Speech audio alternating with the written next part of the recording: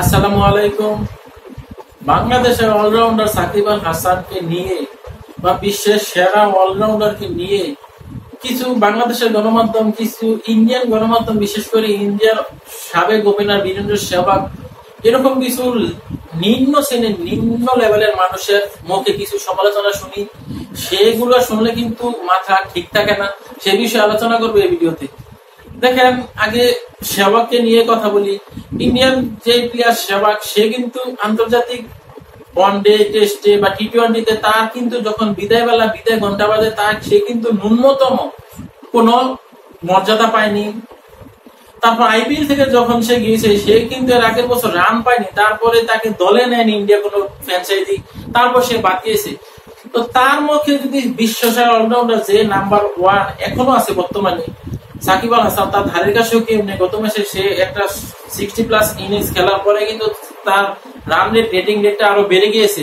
তো এরকম একটা প্লেয়ারকে নিয়ে যদি একটু নিম্ন শ্রেণীর মানুষের যদি কথা বলে, তখন কিন্তু মানুষের মাথা ঠিক থাকে না। হ্যাঁ, বলতে পারতো মাস্টার, ব্যাটিং মাস্টার যাকে বলা হয় সচিন টেন্ডুলকার, দা ওয়ার্ল্ড খ্যাত যাকে বলা হয় রাহুল দ্রাবিড়, বা সৌরভ গাঙ্গুলি, সে বিশ্ববিখ্যাত, তাদের মুখে যদি সাকিব আল হাসানের সমালোচনা আমরা শুনতাম, তখন আমরা মানাতে পারতাম না। সাকিবের লেভেলের যারা আছে বা ইন্ডিয়ার বাইরে, অস্ট্রেলিয়ার কিংবদন্তি ব্রায়ান লারা, বা সাকিবের সাথে যে খেলেছে অস্ট্রেলিয়ান রিকি পন্টিং বা কেভিন পিটারসন, মাইকেল ভন, এরকম কোন প্লেয়ার যদি সাকিবকে বলতে পারতো, বা পাকিস্তানেরও আমরা জানি যে ইউনুস খান, ইজামুল হক আর ওই মোহাম্মদ ইউসুফ, তাদের সাথে কিন্তু সাকিব আল হাসান খেলেছে, তো তারা কিন্তু বলে না।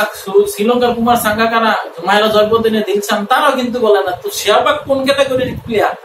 সেহবাগকে আমরা জানি যে আর্লি 2-1 শট খেলতে পারতো, তখন ফুল, তখন কিন্তু ইউকার ল্যান্সের বলে মালিঙ্গা ছাড়া তেমন কেউ ট্রাই করতো না। তো সেহবাগ যেভাবে আগ্রাসী খেলতো, তখন যদি এই লেভেলে ক্রিকেট খেলতো বর্তমান লেভেলে, আমার মনে হয় না সেহবাগ কোন ম্যাচে 20 রানের উপরে করতে পারতো। আমি চ্যালেঞ্জ বলতে পারি, কারণ সেহবাগের যে শট মাথার উপর দিয়ে পুল, সেটা কিন্তু সে ধরা খেয়ে যেত যদি নিচে যেত। আগের যে বলাররা আমরা দেখতাম, বিশেষ করে গোডল্যান্ডসের ডেলিভারি বেশি করতো, বাউন্সের উইকেটে, সে কিন্তু সেগুলাই করতো।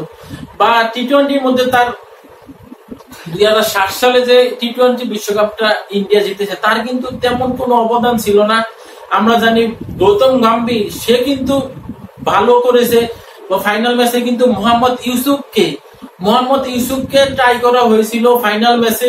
মোহাম্মদ ইউসুফ সেই ম্যাচে প্রথম অভিষেক খেলতে নামে। বীরেন্দ্র সেহবাগের পারফরমেন্স এত খারাপ ছিল তখন।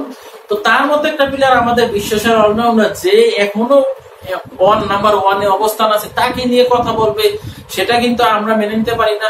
হ্যাঁ, আমরা যে যাদের নাম বললাম, ওরা যদি বলতো তাহলে আমরা মেনে নিতে পারতাম। আর এর আগেরও যদি আজহারউদ্দিন বা আরো আগের যদি কোনো কিংবদন্তি বলতো, তাহলে আমরা, বা নাসির হোসেন, যারা ধারাভাষ্যকার, তারা যদি বলতো, ব্রেডলি, তাদের মুখের কথা কিন্তু আমরা মেনে নিতে পারতাম।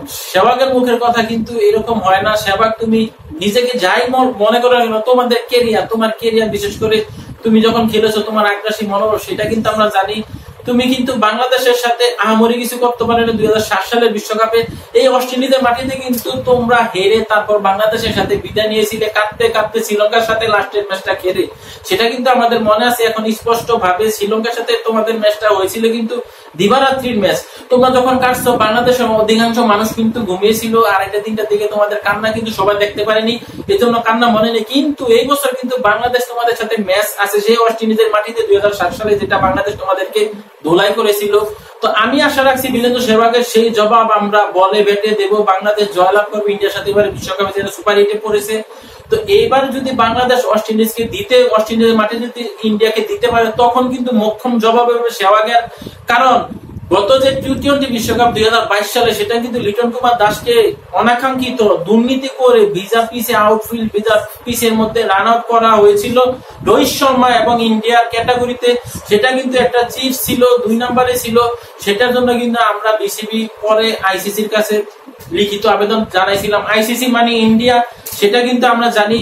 তো এবার কিন্তু আমরা দেখে নেব, যেহেতু অস্ট্রেলিয়ার মাটিতে আমরা তোমাদেরকে হারিয়ে বাদ করে দিয়েছিলাম, তো এবার আমরা আবার তোমাদেরকে হারাবো ইনশাল্লাহ, বাদ করে দেব। এবার আমরা আসি বাংলাদেশের টপ লেভেলের কিছু গণমাধ্যম।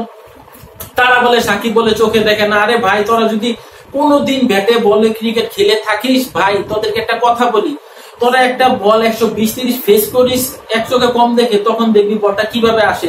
মিডিয়াকে 1 বল 2 বল 3 বলের বেশি টিকতে পারবি না ভাই। তো তোরা যদি এইভাবে কথা বলিস সাকিবকে নিয়ে, তখন কিন্তু শরীরের পশম গুলা জ্বলে। কারণ একটা প্লেয়ার কোন সময় আপনি না দেখলে কোনো বল পেস বল বিশেষ করে ফেস করতে পারবে না, এক চোখে দেখা তো অসম্ভব। কিন্তু সাকিব তাদেরকে বলেছিল, যখন একটা সাংবাদিক সাকিবকে প্রশ্ন করেছিল, তখন কিন্তু সাকিব বলেছিল যে ভাই তুমি চশমা দিয়ে যা দেখো, আমি তোমার থেকে তার চেয়ে ভালো দেখি, তো তুমি কানা হতে পারো, আমি কিন্তু কানা না। তো আজকের মতো বিদায় নিচ্ছি। এআই শরীফ খেলার গল্প। আল্লাহ হাফেজ।